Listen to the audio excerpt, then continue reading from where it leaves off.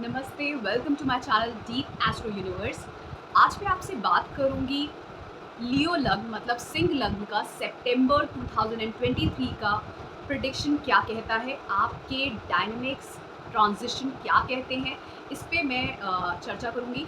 तो इससे पहले कि मैं स्टार्ट करूं, मैं ये आपको थोड़ा सा क्लियर कर दूं कि कोई भी अगर कोई भी अगर ट्रांजिशन हो रहा है किसी भी प्लैनेट का किसी मंथ में, तो ये याद रखिए कि जो भी आपकी महादशा, अंतर्दशा या प्रत्यंतर दशा चल रही होगी, उसी हिसाब से ही आपका जो सितंबर मंथ का ट्रांजिशन होगा, उसी अकॉर्डिंगली देखिए। क्योंकि अगर आपकी सपोज़ राहु की महादशा चल रही है, अंतर्दशा जुपिटर की चल रही है, प्रत्यंतर वीनस की चल रही है, तो आप सबसे ज़्यादा फोकस इन्हीं 3 प्लैनेट्स पे करिए कि इनका ट्रांजिशन या इनका इफ़ेक्ट क्या कहता है सितंबर मंथ के लिए। और कुछ बड़े प्लैनेट्स होते हैं जैसे सैटर्न, शनि, बृहस्पति, जुपिटर और राहु केतु, इनका इफ़ेक्ट भी देखना ज़रूरी होता है। तो अब हम स्टार्ट करते हैं सितंबर मंथ के लिए कैसा रहेगा सिंह लग्न, लियो लग्न वालों के लिए। तो पहले सैटर्न शनि रेट्रोग्रेड है एक्वेरियस कुंभ राशि में। आपकी कुंभ राशि जो पड़ती है वो पड़ती है 7वें घर में, और क्योंकि ये छठे और 7वें घर का मालिक है और 7वें घर में बैठा है, तो वैसे तो शनि अपनी मूल त्रिकोण राशि में है, तो इसलिए वहाँ पर वो काफ़ी ही अच्छा इफेक्ट ही देगा 2.5 साल के लिए। और शतभिषा नक्षत्र राहु के नक्षत्र में है, तो ये दोनों ही फ्रेंडली हैं। एक्वेरियस साइन में राहु भी अच्छा बिहेव करता है, अच्छे से इफेक्ट देता है, पॉजिटिव इफेक्ट देता है। और शनि भी अच्छा इफेक्ट देता है, वो उसकी मूल त्रिकोण राशि है। तो लग्न के हिसाब से अगर देखें तो जो शनि के साथ सूर्य की इतना ज़्यादा फ्रेंडली इफेक्ट नहीं है, राहु के साथ भी इतना फ्रेंडली इफेक्ट नहीं है, तो ओवरऑल तो राहु और शनि का इफेक्ट नहीं अच्छा है होता है लियो लग्न के लिए। लेकिन क्योंकि अभी फिलहाल 2.5 साल के लिए शनि अपनी ही राशि में रहेंगे, वो भी अपनी मूल त्रिकोण राशि में, तो ये टाइम पीरियड बहुत ही अच्छा जाना है। खासकर आपके 7वें घर से रिलेटेड टू जितनी भी चीज़ें हैं, जैसे अगर आपकी शादी नहीं हुई है तो शादी हो जाएगी, अगर आप कोई बिज़नेस स्टार्ट करना चाह रहे हैं तो बिज़नेस स्टार्ट हो जाएगा। और साथ में अगर आपका भाग्य आपका साथ नहीं दे रहा था, तो धीमे-धीमे आपका भाग्य भी साथ देने लगेगा, क्योंकि तीसरी दृष्टि से वो आपके नवम भाव को देखता है। फिर उसके बाद 7वीं दृष्टि से 7th से वो 7th दृष्टि से जो 7वीं दृष्टि है वो आपके पहले घर में पड़ती है, तो वो आपकी पर्सनैलिटी को भी काफ़ी ज़्यादा मैच्योर करता है और साथ में आपको बहुत ही ज़्यादा प्रैक्टिकल बनाता है। फिर उसके बाद 10वीं दृष्टि आपके 4th हाउस में पड़ती है, चौथे घर में। तो वहाँ वो घर वो आपका घर है, आपकी माता है, आपकी जो भी प्रॉपर्टी है, इन सबको तो धीमे-धीमे वहाँ पर भी आप देखेंगे कि बहुत ही ज़्यादा स्लोली और स्लोली आप उस हाउस से रिलेटेड टू प्रगति देखेंगे। आप देखेंगे कि वहाँ पे काफ़ी एडवांसमेंट्स हो रहे हैं, आपकी मदर के साथ आपका रिलेशन थोड़ा-सा अच्छा हो रहा है। तो क्योंकि अभी फ़िलहाल वक्री है, रेट्रोग्रेड है, तो अगर ये आपकी कुंडली में भी वक्री है, तो ये पीरियड आपके लिए अच्छा रहेगा जब तक कि ये वक्री है। लेकिन अगर आपकी कुंडली में ये वक्री नहीं है, तो ये टाइम पीरियड थोड़ा डिफ़िकल्ट रहेगा, और जब ये वापस से फॉरवर्ड मोशन में जाएगा, मतलब मार्गी होगा, तब आपके लिए चीज़ें बेटर हो जाएँगी। फिर बात करते हैं बुध की। तो बुध अभी फ़िलहाल रेट्रोग्रेड है सिंह राशि में, मतलब लियो साइन में, जो कि आपके लग्न में ही है, पूर्व फाल्गुनी नक्षत्र शुक्र के नक्षत्र में। और 16 सितंबर को ये रेट्रोग्रेड से डायरेक्ट हो जाएगा फॉरवर्ड मोशन में, जिसको हम मार्गी बोलते हैं। तो अभी फ़िलहाल वक्री है। तो ये क्या कहता है, पहले तो जो बुध है उसकी राशि मिथुन जो कि जेमिनी है वो 11वें घर में आती है, और कन्या वर्गो जो कि दूसरे घर में आती है। ये दोनों ही घर अच्छे घर हैं, धन के घर हैं, मतलब सेकंड हाउस भी वेल्थ डिनोट करता है, एक्यूमुलेटेड वेल्थ। जब आपने जन्म लिया तो उस वक्त आपकी फैमिली में क्या वेल्थ थी, ये सेकंड हाउस बताता है। 8th हाउस बताता है जब आपने ज़िंदगी में आगे बढ़े, कुछ किया, आपने कर्म किया, आपने कुछ ज़िंदगी में आपने बिज़नेस किया, कुछ भी किया, आप जब आपकी शादी हो गई उसके बाद का जो वेल्थ है, वो आपका 8th हाउस बताता है।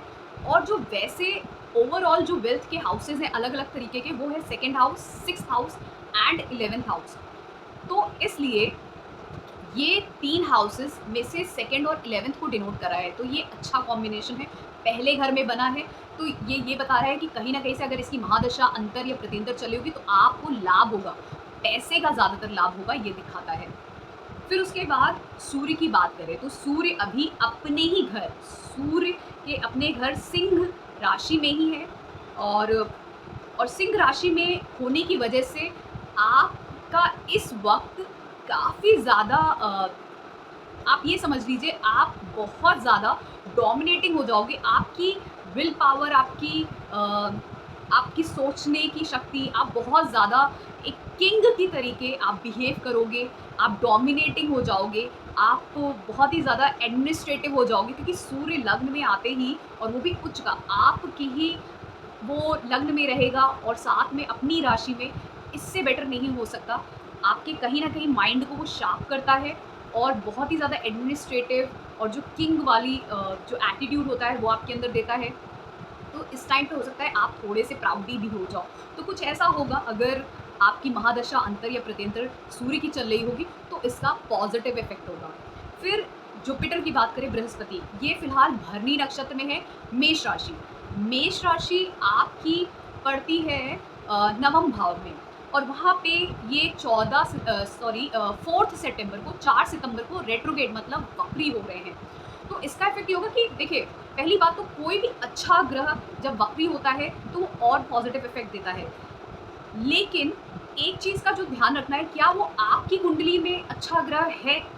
जैसे आपका लग्न है सूर्य का, तो सूर्य के लिए बृहस्पति एक अच्छा ग्रह है। तो इसलिए, और आपकी जो बृहस्पति की राशि है धनु, वो आती है पंचम भाव में, 5th हाउस में, और मीन जो कि है पाइसेस, वो आती है 8th हाउस में। तो 5th हाउस तो अच्छा हो गया, 8th हाउस थोड़ा सा डिफिकल्ट हो गया। और क्योंकि ये जा रहा है नवम भाव में, तो ये कहीं ना कहीं ये बताता है कि जो अभी तक थोड़ी बहुत आपकी लाइफ में अगर डिफ़िकल्टीज़ चल भी रही थी, आपके भाग्य में थोड़े से स्ट्रगल थे, लेकिन कहीं न कहीं अब इस वक़्त टाइम पीरियड में आपके साथ वो चीज़ें थोड़ी-सी कम हो जाएँगी, और हो सकता है आप अच्छे चेंजेज़ अपनी लाइफ में देखो, और जो भी चेंजेस देखोगे वो अचानक से ट्रांसफॉर्मेशन होगा, और वो आपकी नॉलेज को इंक्रीज़ करेगा, क्रिएटिविटी को इंक्रीज़ करेगा। अगर आपके बच्चे हैं तो बच्चों के साथ, उनके साथ आपका रिलेशन अच्छा होगा, उनका भी भाग्य उदय हो सकता है।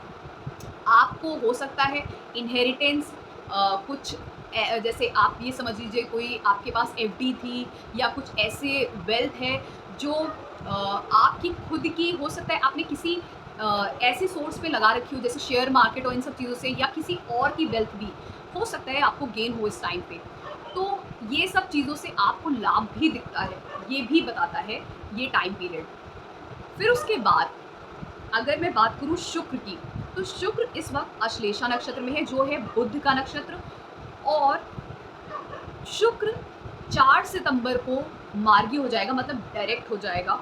और क्योंकि शुक्र आपका इस वक्त फिलहाल कर्क राशि में है, जो कि है कैंसर साइन, तो वो ये बताता है कि ये आपके लिए गुड टाइम है। शुक्र जब भी 12वें घर में होता है वहाँ पर वो उच्च का हो जाता है, क्योंकि अगर आप जो मेन कुंडली है अगर उस हिसाब से देखें तो 12th हाउस की राशि होती है पाइसेस मीन, और वहाँ पर उच्च का होता है, मीन्स एग्जॉल्टेड होता है शुक्र वीनस।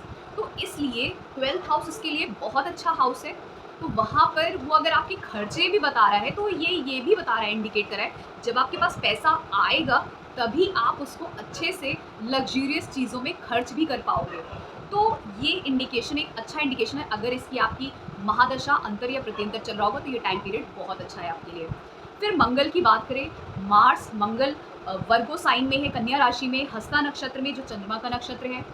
3 सितंबर को ये हस्ता नक्षत्र में जाएगा। फिर 23 सितंबर को ये चित्रा नक्षत्र, मार्स का मंगल का ही नक्षत्र है। अब मैं पहले बात करूंगी कन्या राशि। कन्या राशि आती है आपके दूसरे घर में, वहाँ पर मंगल मौजूद है। तो मंगल की खुद की राशि मेष एरीज नवम भाव में पड़ती है, और उसकी स्कॉर्पियो जो वृश्चिक है वो चौथे भाव में पड़ती है। दोनों ही केंद्र और त्रिकोण के भाव हैं, अच्छे भाव हैं। दूसरे घर में गया है वो भी अच्छा है। पर एक चीज़ है कि जो मंगल होता है उसकी बुध की राशि में जाने से डिफ़िकल्टी थोड़ी-सी कहीं न कहीं दिखाता है, क्योंकि बुध के साथ उसकी इतनी ज़्यादा फ्रेंडली एटीट्यूड नहीं, मतलब इतना ज़्यादा बनती नहीं है। आप ये समझ लीजिए कि मंगल एक सेनापति है, एक ऐसा है सेना का एक, आप ये समझ लीजिए एक पुलिस वाला है, जिसको जब कमांड करोगे तो उसको सिर्फ़ और सिर्फ़ अपने कमांडर को सुनना है, उससे जो हेड पोज़ीशन पे है, एंड उसको शूट कर देना है। That's it. उसको कोई अपने ब्रेन का यूज़ नहीं करना है। तो वो जब भी बुध की जैसी राशि में आता है, बुध की किसी भी राशि में आता है, तो उसको वहाँ पे इंटेलेक्ट मतलब अपनी बुद्धि का उपयोग करना पड़ता है, तो वहाँ पे उसको थोड़ी-सी डिफ़िकल्टी होती है। इसलिए वर्गो हो या जेमिनी हो, मंगल अगर उस राशि में बैठता है, तो उसको थोड़ी डिफ़िकल्टी होती है, क्योंकि इंटेलेक्ट और बुद्धि का उपयोग करना हर चीज़ को जानने से पहले, अब अगर ये समझ लीजिए कि अगर यहाँ पर किसी किसी बिजनेसमैन को ऑल ऑफ अ सडन आप बना दीजिए कि आपको पाकिस्तान और इंडिया के बीच का रिलेशन, लड़ाई को सॉर्ट आउट करना है, तो बिजनेसमैन अगर आर्मी मैन की जगह चला जाएगा, बिजनेसमैन हो गया एक मरकरी वाला, आर्मी मैन हो गया एक मार्स, तो बिजनेसमैन तो उसको सोचेगा एक इंटेलेक्चुअल तरीके से कि हम किसी ऐसी तरीके से इसको सॉर्ट आउट करते हैं चीज़ों को, जिसमें लड़ने की क्या ज़रूरत है, जिसमें इतना पैसा खर्च करें, इतना लड़ाई करें, क्या आवश्यकता है कि उसमें, तो वो अपने दिमाग का यूज़ करेगा। और मंगल जो होता है उसको सिर्फ लड़ना होता है, उसको अपनी एनर्जी और स्ट्रेंथ दिखानी होती है, तो वो सिर्फ बिना सोचे लड़ना स्टार्ट कर देगा, क्योंकि उसको ऊपर से अपने जो कमांडर है, आप ये मान लीजिए सपोज सूर्य उसको कमांड करता है कि आपको फाइट करना है इससे, तो वो सिर्फ उसकी किंग की सुनेगा और सीधे लड़ना स्टार्ट कर देगा।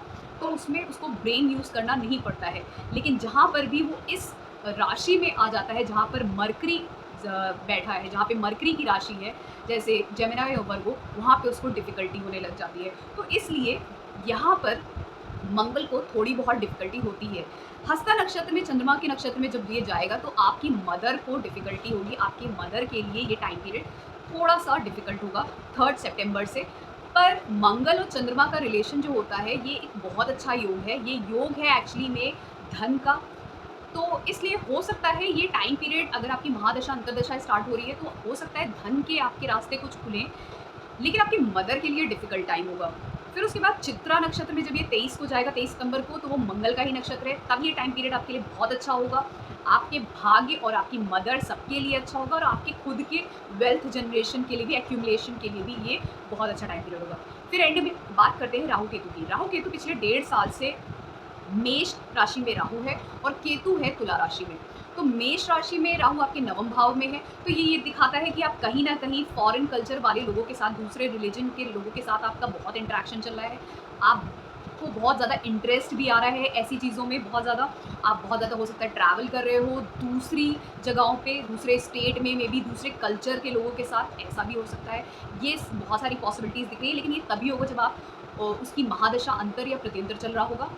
तो केतु की बात करें, तो केतु फिलहाल जो है वो चित्रा नक्षत्र में, मंगल के ही नक्षत्र में है, तो केतु तो उसी तरीके ही बिहेव करेगा जैसे मंगल अभी फिलहाल बिहेव कर रहा है। जैसे मंगल के बारे में जैसे मैंने बताया, वैसे ही केतु बिहेव करेगा। तो ये था लियो लग्न, सिंह लग्न वालों के लिए सितंबर का मंथ कैसा रहेगा। अगर आपको ये पसंद आए तो इस वीडियो को लाइक करिए, इसको शेयर करिए, और मेरे चैनल डीप एस्ट्रो यूनिवर्स को सब्सक्राइब करिए। Thank you.